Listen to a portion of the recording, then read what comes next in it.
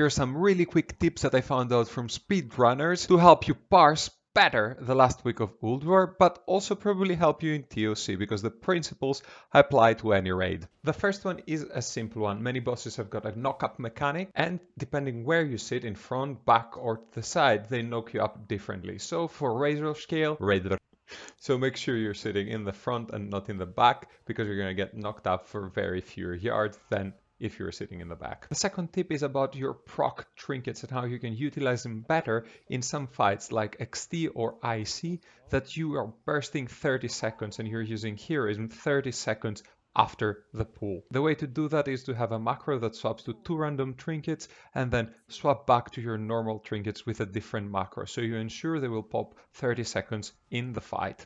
The next 3 tips are tailored for DK specifically, but other classes can also benefit from them. At General Vezax, you're spending almost 2 minutes doing nothing. This is an ideal time to build up your runic power. So use Horn of Winter on cooldown and use Death and DK on cooldown, so you're full runic power when the boss comes up and when you hit the ad. Tip number 4 is for Yogg and for the melee classes that can't get close to the big tentacles. This is a perfect place to use your D&D to add a little bit of damage. I mean, every little thing counts to your parse. Additionally, remember to keep looking at the boss if your sanity is high enough, because at least at 10-man raids, you probably don't even need to look back if you haven't messed up something earlier.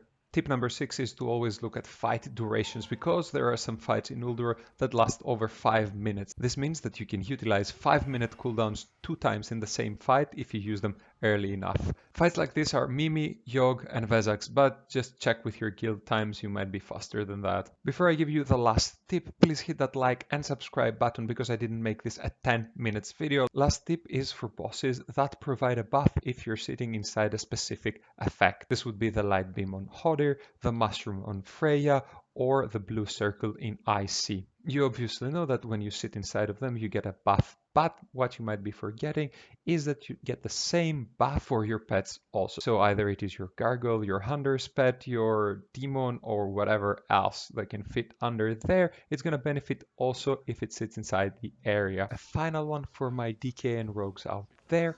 In IC, in the blue circle, if you use AMS, you're losing the buff. So you should AMS just before the AoE hits you and then use a cancel macro like the one in the screen.